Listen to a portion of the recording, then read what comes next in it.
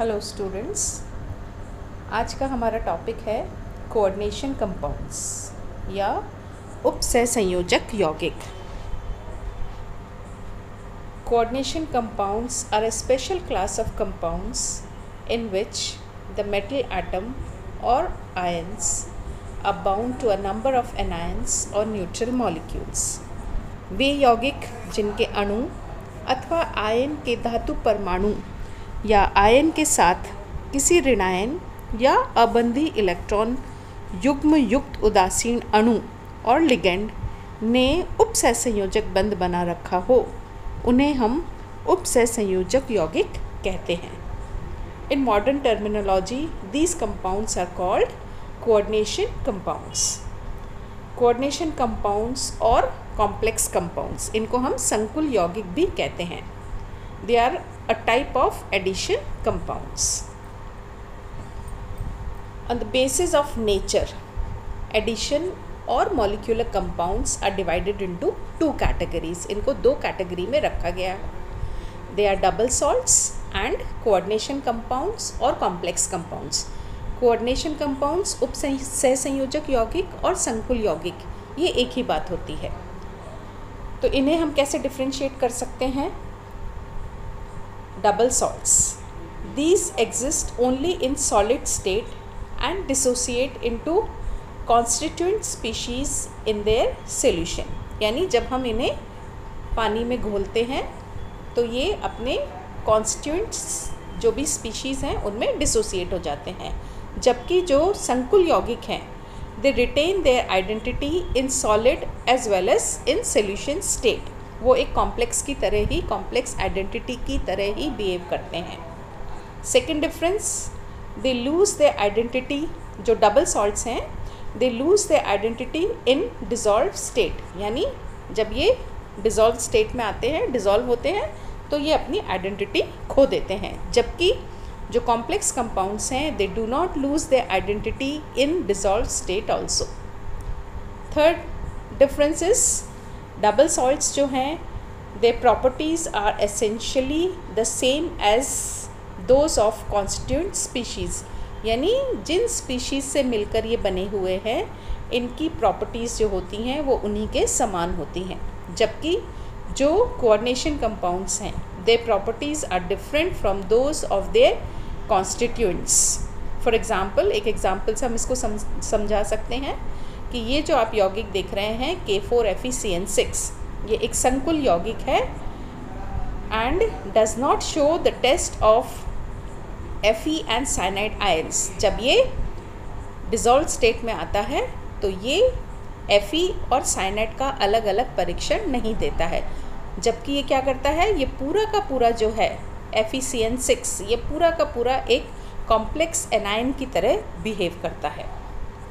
Fourth difference, in double salts the metal atom और ion exhibit normal valency, जो भी metal की valency है वो ही वैलेंसी दर्शाएगा, जबकि जो संकुल यौगिक हैं in coordination compounds the number negative ions और molecules surrounding the central metal atom is beyond its normal valency, मतलब जो उसकी नॉर्मल वैलेंसी है उससे भी ज़्यादा एटम्स या न्यूट्रल मॉलिक्यूल्स के द्वारा वो सराउंडेड रहता है। नीचे आप देख रहे हैं ये जो एग्ज़ाम्पल है मोर सॉल्ट, ये एक डबल सॉल्ट का एग्ज़ाम्पल है FeSO4 NH4 whole twice SO4.6 H2O. This is an example of double salt. Now the double salts and coordination compounds. Example, an aqueous solution of potash alum will give the test for, ये जो आप अभिक्रिया देख रहे हैं, reaction देख रहे हैं, ये पोटैश एलम है K2SO4 Al2SO4 whole thrice 0.24 H2O। तो जब ये डिज़ोल्व स्टेट में आता है तो हम देखते हैं कि ये डिसोसिएट होगा, और कौन कौन से आयंस डिसोसिएट होकर कौन कौन से आयंस बनाएगा, K+ Al +3 SO4-2 and water. तो यहाँ पर आप देख सकते हैं इसमें कोई भी कॉम्प्लेक्स आयन नहीं है, ये सभी आयंस जो है अलग अलग डिसोसिएट हो गए और इन सभी का अलग अलग हमें परीक्षण मिलेगा। ऑन द अदर हैंड जो कोऑर्डिनेशन कंपाउंड्स हैं, they are molecular compounds that retain their identity even in when they are in dissolved state. Example, potassium ferrocyanide FeCN6 CN6-4.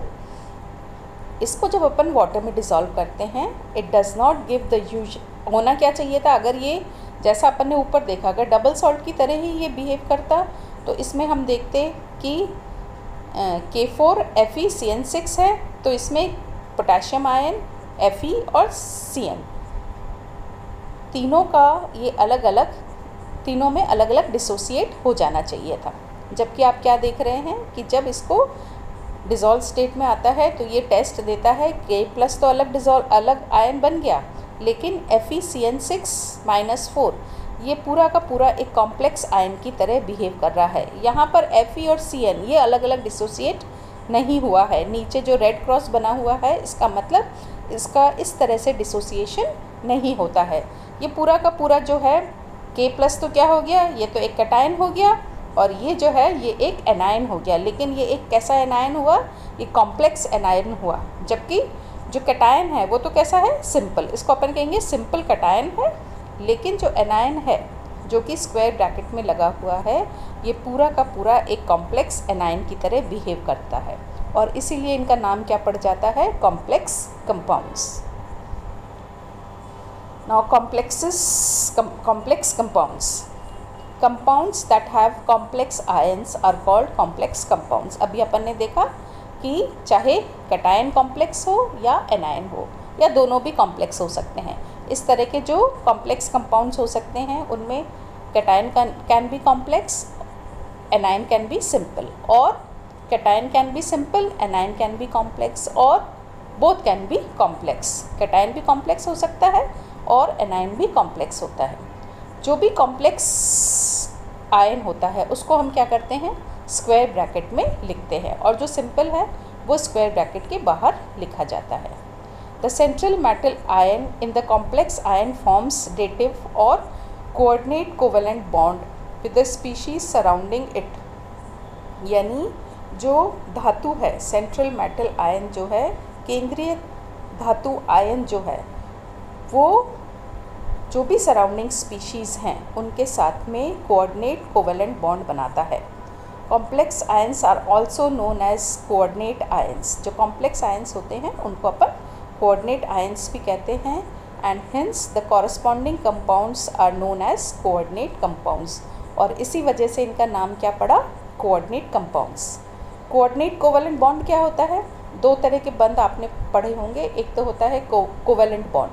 Covalent bond में तो क्या होगा, जो दो एटम्स आपस में मिलकर एक कोवेलेंट बॉन्ड बना रहे हैं वो दोनों एक एक इलेक्ट्रॉन्स का इक्वल शेयरिंग करेंगे और एक कोवेलेंट बॉन्ड बनेगा।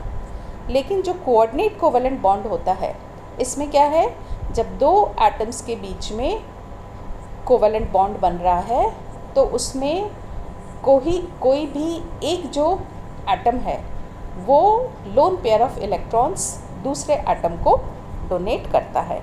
तो इस तरह का जो बंध बनता है वो कहलाता है कोऑर्डिनेट कोवेलेंट बॉन्ड।